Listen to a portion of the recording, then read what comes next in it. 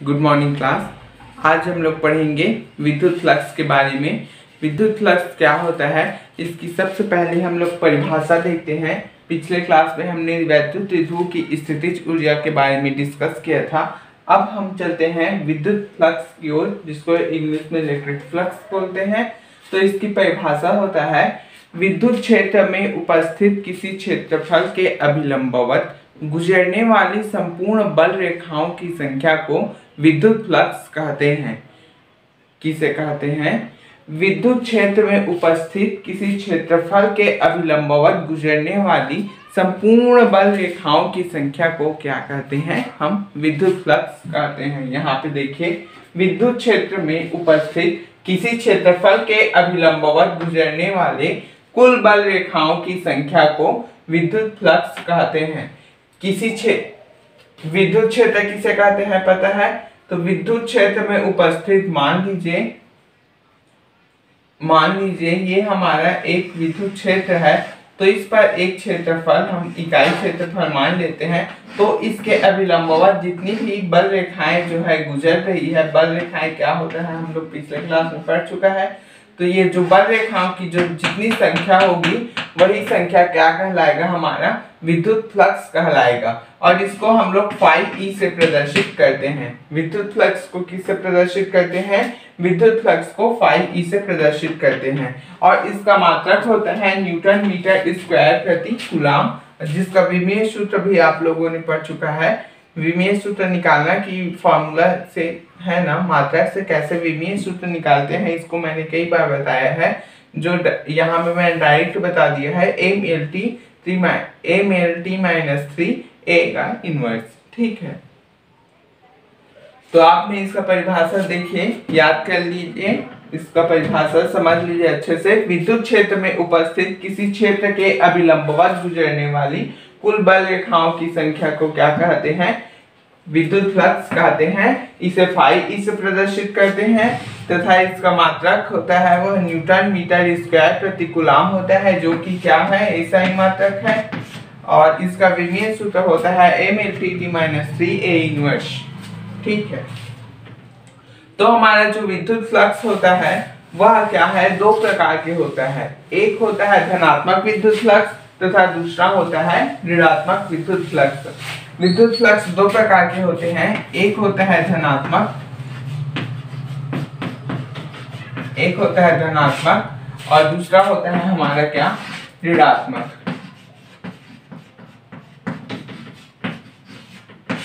तो देखिए, धनात्मक विद्युत फ्लक्स किसे कहते हैं? धनात्मक विद्युत फ्लक्स उस फ्लक्स को कहते हैं जिसमें विद्युत बल रेखाएं जो क्या है, विद्युत बल रेखाएं इस क्षेत्र के से क्या होती है? निकलने लगती है। विद्युत बल रेखाएं किसी क्षेत्र से बाहर निकलने लगती है, उसे कहते हैं धनात्मक विद्युत फ्लक्स कहते हैं।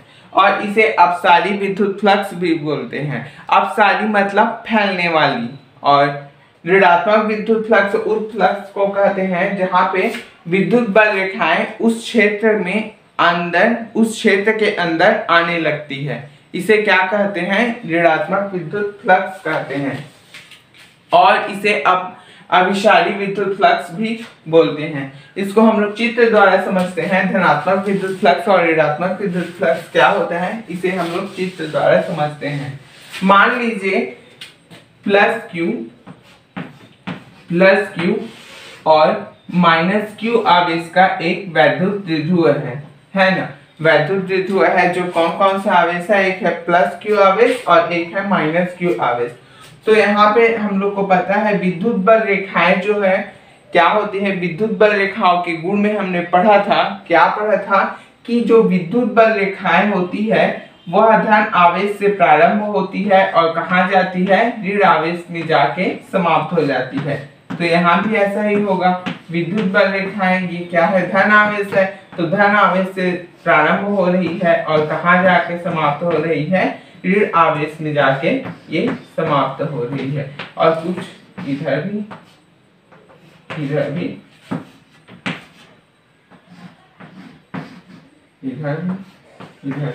इधर से ये निकल रही है ऐसे, और ये ऐसे करके घूम के कहीं से आते हुए यहाँ पे ये आ रही है। ठीक है, तो यहाँ पे हम लोग यहाँ पे सूत्र में देखिए उपस्थित किसी क्षेत्र के, तो हम लोग ये क्षेत्र मान लेते हैं, इतना को एक क्षेत्र मान लेते हैं S1, इतना को एक क्षेत्र मान लेते हैं S2, और इस पूरे को हम लोग एक क्षेत्र मान लेते हैं S3। ठीक है, तो यहाँ पे देखिए S1 क्षेत्र के अंदर विद्युत बल रेखाओं की प्रकृति कैसी है। S1 क्षेत्रफल के अंदर विद्युत बल रेखाएं क्या है, इस क्षेत्रफल से क्या है, बाहर निकल रही है। इस क्षेत्रफल से क्या है, विद्युत बल रेखाएं बाहर निकल रही है। तो बाहर निकल रही है तो यह क्या होगा, ये होगा हमारा धनात्मक विद्युत फ्लक्स, ये होगा हमारा धनात्मक विद्युत फ्लक्स। और S2 में देखिए, S2 में विद्युत बल रेखाओं की प्रकृति कैसी है, पृष्ठ के अंदर ये प्रवेश कर रही है ना। तो पृष्ठ के अंदर प्रवेश कर रही है, तो ये कौन सा हो जाएगा हमारा, H2 हमारा हो जाएगा ऋणात्मक विद्युत फ्लक्स। और S3 की प्रकृति कैसी होगी, S3 के अंदर क्या है, S3 हमारा है ये पूरा होल डायग्राम। तो यहाँ पे देखिए S3 में क्या है, धनात्मक विद्युत फ्लक्स भी है और ऋणात्मक विद्युत फ्लक्स भी है। तो दोनों क्या हो जाएंगे, दोनों आपस में जुड़ जाएंगे, और जुड़ जाएंगे धन और ऋण जुड़ेंगे तो क्या हो जाएगा, जीरो हो जाएगा। तो S3 के अंदर क्या है, कोई विद्युत फ्लक्स नहीं, S3 के अंदर क्या हो जाएगा, कोई विद्युत फ्लक्स नहीं। ठीक है, समझ में आ गया। S1 क्या हो जाएगा, धनात्मक विद्युत फ्लक्स हो जाएगा। क्यों हो जाएगा, क्योंकि इसमें विद्युत बल रेखाएं जो है पृष्ठ से क्या है, निकल रही है, लंबवत निकल रही है। तथा H2 क्या हो जाएगा, ऋणात्मक विद्युत फ्लक्स हो जाएगा। क्यों हो जाएगा, क्योंकि पृष्ठ के अंदर क्या है, विद्युत बल रेखाएं प्रवेश कर रही, इसलिए इसे अभिसारी कहते हैं। अभिसारी मतलब एक जगह में आकर सिकुड़ना। देखिए ये पूरी तरह से इधर से आ रहा है चारों तरफ से, और यहाँ आके इस बिंदु में क्या है, ये सिकुड़ रहा है। और जबकि अपसारी मतलब क्या होता है, फैलना होता है। तो यहाँ पे देखिए इस बिंदु से क्या है, विद्युत बल रेखाएं सभी दिशा में क्या है, फैल रही है। तो इसलिए धनात्मक विद्युत फ्लक्स को क्या है, अपसारी विद्युत फ्लक्स कहते हैं, और ऋणात्मक विद्युत फ्लक्स को क्या है, अभिसारी विद्युत फ्लक्स कहते हैं। ठीक है, ये आगे काम आएगा। अभी गॉस प्रमेय जब हम लोग पढ़ेंगे तो ये सब काम आएगा। अब इसका फॉर्मूला भी होता है, समझते हैं। यदि S मान लीजिए कोई एक क्षेत्रफल है, यह क्षेत्रफल क्या है, ds है। तो इस क्षेत्रफल से अभिलंबवत गुजरती है क्या, विद्युत बल रेखाएं। तो ये है हमारा phi e, एक विद्युत बल रेखा है ना। ये हमारा क्या है, विद्युत बल रेखा है ना।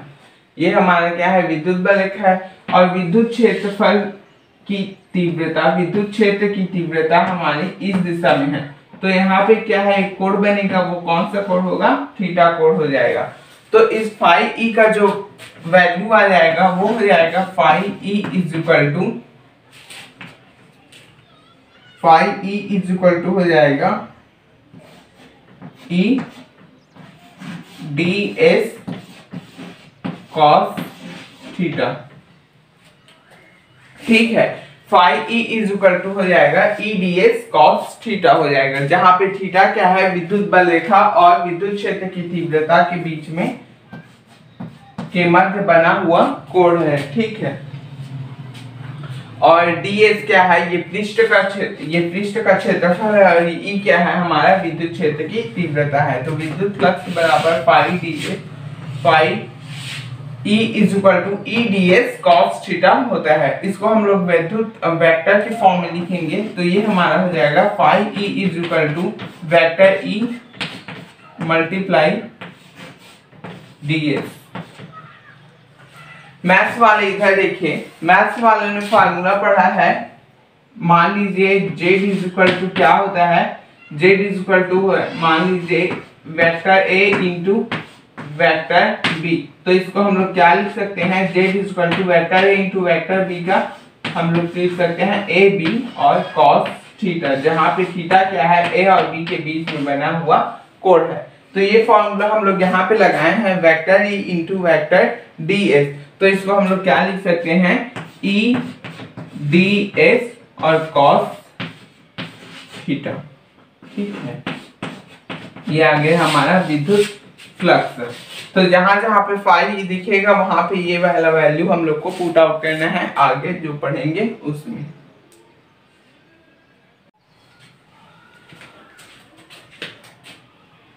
अब देखते हैं घन कोण। घन कोण क्या होता है, किसी भी पृष्ठ द्वारा किसी बिंदु पर बनाए गए कोण को क्या कहते हैं, हम घन कोण कहते हैं। किसी भी पृष्ठ द्वारा किसी बिंदु पर बनाए गए कोण को घन कोण कहते हैं।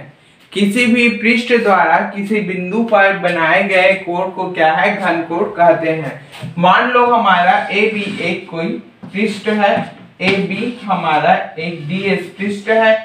तो इस पृष्ठ द्वारा है ना, क्या बोला गया है, किसी भी पृष्ठ द्वारा कोई बिंदु, मान लीजिए ये ओ एक बिंदु है, ओ एक बिंदु है, ओ एक बिंदु है, ठीक है। तो इस बिंदु द्वारा इस पृष्ठ पर जो कोण बनाया जाएगा, जो कोण बनाया जाएगा वह क्या कहलाएगा, घन कोण कहलाएगा। तो देखिए इस बिंदु से इस पृष्ठ की दूरी कितनी है हमारी, मान लो यहाँ पे ये बिंदु P हो जाएगा, तो ये इस दिशा में रहेगा, ठीक है। तो ये दूरी मान लीजिए r है, बिंदु O से पृष्ठ की दूरी क्या है, r है ना। तथा इसके अभिलंबवत एक कोण बनाया जाएगा, जो कौन सा कोण हो जाएगा, जो हो जाएगा यहाँ जो कोण बनेगा वो हो जाएगा थीटा कोण हो जाएगा, ठीक है। तो अब परिभाषा अनुसार देखिए, किसी भी पृष्ठ द्वारा किसी बिंदु पर बनाए गए कोण को घन कोण कहते हैं। तो हमारा ए बी एक पृष्ठ है, तो इस पृष्ठ द्वारा इस बिंदु पर जो कोण बनाया जाएगा यहाँ पे, ये कोण क्या कहलाएगा, घन कोण कहलाएगा। तो इसका मान होता है D W is equal to होता है, D W is equal to होता है D S cos theta upon R का स्क्वायर, ठीक है। ये हमारा होता है घन कोण का वैल्यू।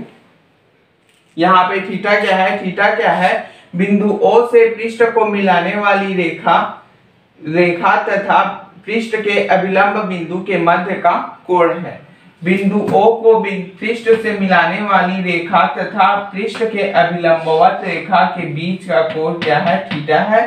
तो यहाँ घन कोण का वैल्यू हो जाएगा D S cos theta upon R square, ठीक है। ये फॉर्मूला आप लोग याद रख लीजिए, गॉस प्रमेय जो यूज होगा तो वहां पे ये फॉर्मूला क्या हो जाएगा, काम में आएगा, ठीक है। इसमें बस इतना ही जानना था, ओके।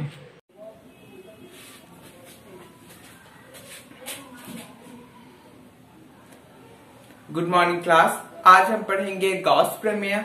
तो गॉस प्रमेय क्या होता है, किसी बंद पृष्ठ के से गुजरने वाले कुल विद्युत फ्लक्स का मान है ना, उस पृष्ठ के अंदर उपस्थित आवेश के 1/एप्सिलॉन गुना होता है।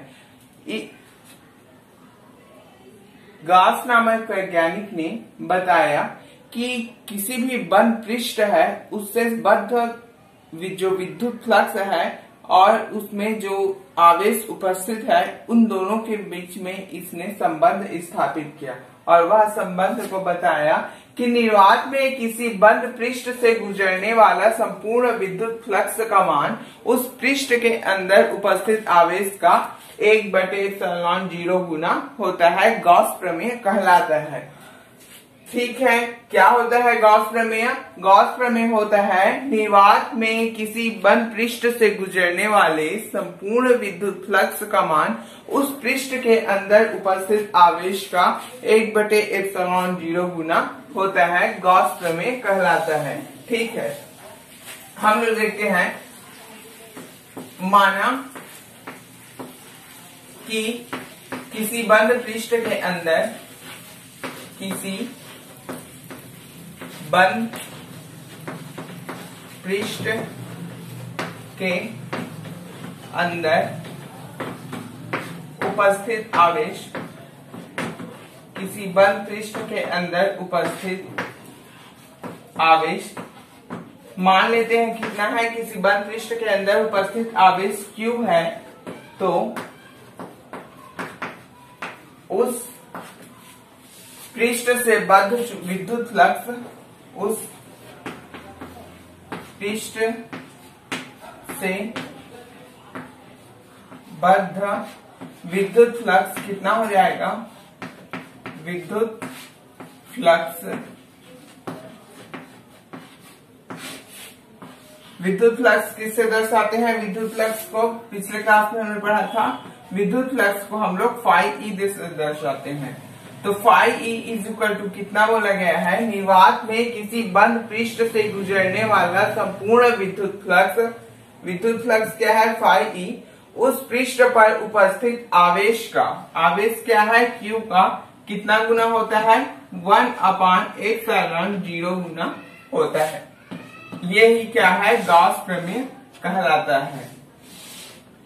क्या है, निर्वात में किसी बंद पृष्ठ से गुजरने वाले संपूर्ण विद्युत फ्लक्स का मान उस पृष्ठ पर उपस्थित आवेश के 1/ε0 गॉस प्रमेय कहलाता है। यही ठीक है। अब इसका हम लोग प्रमाण देखते हैं।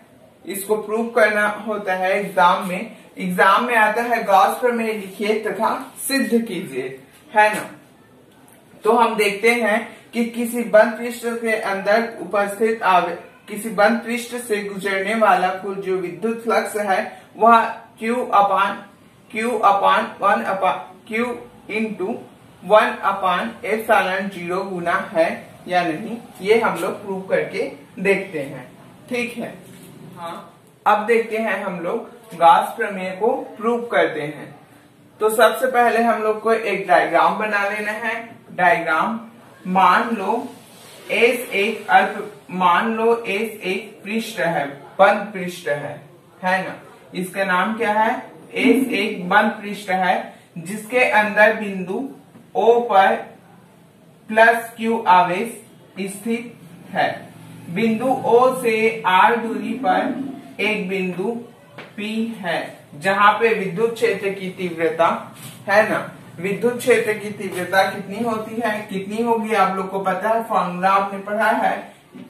कितनी होगी विद्युत क्षेत्र की तीव्रता, E is equal to 1/4πε0 Q upon बिंदु O से क्या है, P की दूरी कितनी है, बिंदु O से P की दूरी R, तो इसका स्क्वायर। कूलाम के नियम से हमने विद्युत क्षेत्र की तीव्रता को परिभाषित किया था। फिर उसके बाद क्या है, विद्युत क्षेत्र की तीव्रता के फॉर्मूला हम लोग को पता है, तो इसका हमने लिख दिया है।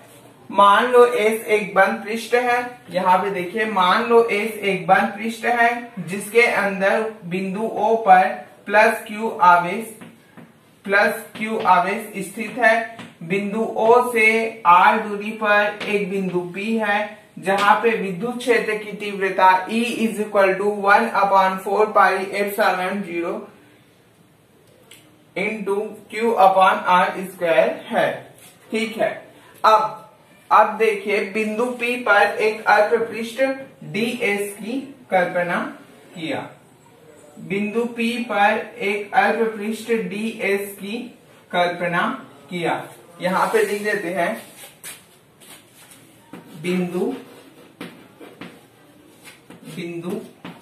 P पर एक अल्प पृष्ठ ds की कल्पना किया। तो अल्प पृष्ठ से गुजरने वाला संपूर्ण विद्युत फ्लक्स होगा। तो अल्प पृष्ठ ds से गुजरने वाला गुजरने वाला संपूर्ण विद्युत फ्लक्स, संपूर्ण विद्युत फ्लक्स, संपूर्ण विद्युत फ्लक्स क्या होगा हम लोग को पता है, पिछले क्लास में पढ़ा है हमने। क्या होता है संपूर्ण विद्युत फ्लक्स? किसी अल्प पृष्ठ से गुजरने D S is equal to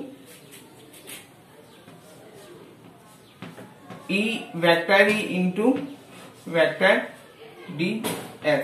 sorry, ये डी एस नहीं रहेगा, ये डी फाई ई रहेगा। विद्युत फ्लक्स है तो ये वाला फॉर्मूला पता है। अगर वेक्टर को हटाएंगे तो ये क्या हो जाएगा, ये क्या हो जाएगा, D phi E is equal to ये हो जाएगा ई इंटू डी एस और कॉस थीटा। कॉस थीटा क्या है? यहाँ पे देखिए विद्युत क्षेत्र की तीव्रता की दिशा कौन सी है, ये है, ठीक है। और इसके बीच में जो कोण बनता है वही कोण क्या है, थीटा कोण है। विद्युत क्षेत्र की तीव्रता किस दिशा में है, जो बढ़ाए गए अक्ष आर है उस दिशा में है ना। तो यहाँ पे एक कोण बन रहा है थीटा कोण, तो वो कोण है ना। तो डी फाई ई अल्प पृष्ठ से गुजरने वाला इस डी एस जो अल्प पृष्ठ है, इसके नाम देते हैं ए और बी, है ना। इस डी एस अल्प पृष्ठ से गुजरने वाला संपूर्ण विद्युत फ्लक्स है, उसका मान कितना आ गया हमारा, D phi E is equal to E D S cos theta, ठीक है। अब इसके आगे देखते हैं, मैं यहाँ पे इसको रफ कर देता हूं। E is equal to D phi E is equal to कितना आया था, E D S cos theta, है ना। अब यहाँ पे क्या है, इसे मान लेते हैं समीकरण 1, और जो E का वैल्यू निकला था उसे, सॉरी, इसे समीकरण 2 मान लेते हैं। और जो E का वैल्यू निकला था, E का वैल्यू कितना निकला था हमारे पास, बिंदु P पर विद्युत क्षेत्र की तीव्रता निकाले थे। E का वैल्यू कितना निकाले थे, याद कीजिए, 1/4 pi epsilon 0 Q upon R का वर्ग। इसे मान लेते हैं इक्वेशन 1, फिर इसको मान लेंगे इक्वेशन 2। फिर देखिए समीकरण यहाँ पे क्या है, समीकरण 1 से देखिए, सॉरी समीकरण 2 को देखिए। यहाँ समीकरण 1 का मान हम लोग यहाँ रख सकते हैं E का वैल्यू, तो ये हो जाएगा D phi E is equal to कितना आ जाएगा हमारा, 1/4 pi epsilon 0 Q upon R का स्क्वायर, और ये हो जाएगा डी एस कॉस थीटा, इतना आएगा। देखिए यहाँ पे कुछ नहीं किया है, समीकरण 2 में समीकरण 1 से यहाँ पे लिख देता हूं, समीकरण 1 से क्या है, समीकरण 2 में E का मान रखे हैं। E का मान हमारा कितना आया था, E का मान इतना आया था, तो E का मान हमारे यहाँ पे रखे हैं। और कल पिछले क्लास में हमने पढ़ा था क्या होता है, घन कोण का मान कितना होता है, डी डब्ल्यू बराबर कितना पढ़े थे हम लोग, D S cos theta upon R का स्क्वायर। तो यहाँ पे उतना दिख रहा है। देखिए यहाँ पे क्या है, D S cos theta upon R का स्क्वायर। तो इतना के जगह में हम लोग क्या लिख सकते हैं, इतना के जगह में हम लोग डी डब्ल्यू लिख सकते हैं। तो ये हमारा क्या बन जाएगा, D phi E is equal to कितना हो जाएगा, 1/4 पाई एप्सिलॉन 0, ये हो जाएगा Q इंटू डी डब्ल्यू। अब चूंकि यह क्या है, विद्युत फ्लक्स है, किससे, बद्ध अल्प पृष्ठ से गुजरने वाला कुल विद्युत फ्लक्स है। चूंकि हमने प्रमेय में पढ़ा था कि संपूर्ण पृष्ठ S से गुजरने वाला विद्युत फ्लक्स, तो क्या है, अब हम याद करेंगे क्या, इसको मान लेते हैं समीकरण 3। अब संपूर्ण पृष्ठ S से संपूर्ण पृष्ठ एस से गुजरने वाला कुल विद्युत फ्लक्स कुल विद्युत फ्लक्स कितना आ जाएगा हमारा, क्या है, कुल विद्युत फ्लक्स को हम लोग दर्शाएंगे फाई ई से, है ना, फाई ई, और फाई ई का क्या है, समाकलन कर लेंगे, एस हो गया, समाकलन, बंद समाकलन, क्योंकि ये क्या है, ये बंद समाकलन है, क्योंकि ये हमारा वक्र है जो क्या है, वो बंद वक्र है, किसी बंद पृष्ठ से।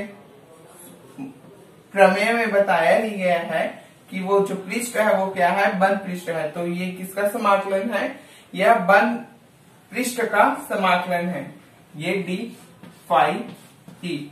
अब डी फाई ई का वैल्यू हम लोग यहाँ पे पुट आउट कर देंगे, है ना, तो ये क्या हो जाएगा, बंद समाकलन क्या है, 1/4 pi epsilon 0 Q into D W, ठीक है।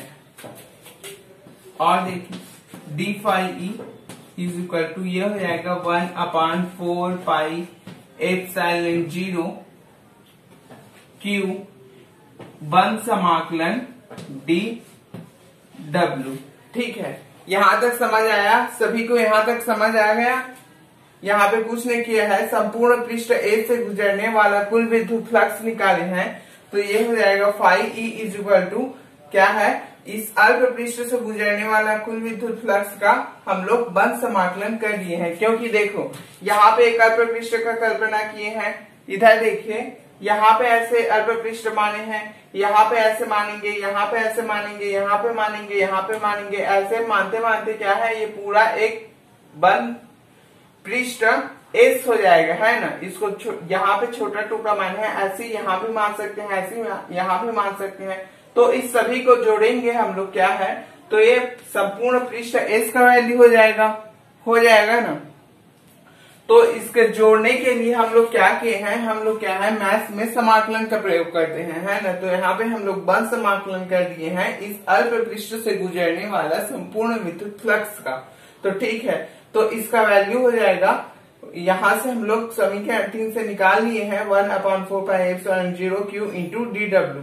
अब यहाँ पे हम लोग को एक और बात जानने की है कि जो समाकलन बंद समाकलन होता है डी डब्ल्यू, उसका जो मान होता है, यहाँ पे देखिए जो डी डब्ल्यू बंद समाकलन का मान होता है कितना होता है, 4 पाई, इतना इसका वैल्यू होता है। तो ये वैल्यू हम लोग यहाँ पे पुट कर देंगे, यहाँ पे आप लोग लिख लीजिए, यहाँ पे बंद समाकलन D W is equal to 4 pi, है ना। तो ये हो जाएगा हमारा phi E is equal to कितना हो जाएगा, 1/4 pi epsilon 0 Q into 4 pi. 4 pi से 4 पाई कैंसिल आउट हो गया, तो हमारा बच के क्या आया, बचा क्या हमारा, मैं इसको रफ कर देता हूं, यहाँ पे क्या बचा, यहाँ पे इस साइड बचा है पाई ई, और इधर बचा है, क्या बचा है, 1 ये 4 पाई से 4 पाई कैंसिल हो गया, 1/एप्सिलॉन 0 इंटू क्या है हमारा क्यू। तो यही गाउस प्रमेय है जिसे हमें प्रूव करना था, ठीक है। यहाँ पे लिख दीजिए, यही गाउस प्रमेय है, ठीक है। समझ में आया, कुछ नहीं किए हैं हम लोग, क्या है शुरू से देखते हैं। हम लोग को पहले लिखना है, माना कि एस एक बंद पृष्ठ है जिसके अंदर बिंदु O पर प्लस Q आवेश स्थित है। बिंदु O से R दूरी पर एक बिंदु P है जहां विद्युत क्षेत्र की तीव्रता E is equal to 1/4πε0 Q/r का स्क्वायर। ठीक है, अब बिंदु P पर एक अल्प पृष्ठ ds की कल्पना किया तो इस अल्प पृष्ठ से गुजरने वाला संपूर्ण विद्युत फ्लक्स क्या हो जाएगा? संपूर्ण विद्युत फ्लक्स हो जाएगा d phi E is equal to E into ds cos theta. ठीक है, इसे मान लेते हैं समीकरण 2। अब देखिए E का मान हम लोग समीकरण 1 से E का मान हम लोग यहाँ पे रख दिए हैं, तो हमें मिलेगा ds cos theta upon r का स्क्वायर। तो ये हमारा होता है घन कोण dw। तो घन कोण का मान हम लोग यहाँ रख दिए हैं, ये हो गया संपूर्ण इक्वेशन 3। अब इसी प्रकार हम लोग संपूर्ण विद्युत फ्लक्स A निकालेंगे। क्या है? संपूर्ण पृष्ठ A से बद्ध निकालेंगे। संपूर्ण पृष्ठ A से गुजरने वाला कुल विद्युत फ्लक्स तो हमारा हो जाएगा फाई ई का हम लोग अल्प पृष्ठ से 1 समाकलन कर देंगे अल्प पृष्ठ से गुजरने वाला विद्युत फ्लक्स से। तो इसको सॉल्व करेंगे। यहाँ पे देखिए ये dw का मान होता है हमारा 4 पाई, dw का 1 समाकलन में आंसर होता है 4 पाई। तो 4 पाई से 4 पाई कैंसिल आउट हो गया, बच गया हमारा phi E is equal to 1/ε0 into Q। यही गॉस प्रमेय है। ठीक है, यहाँ तक आपको बनाना है। ओके।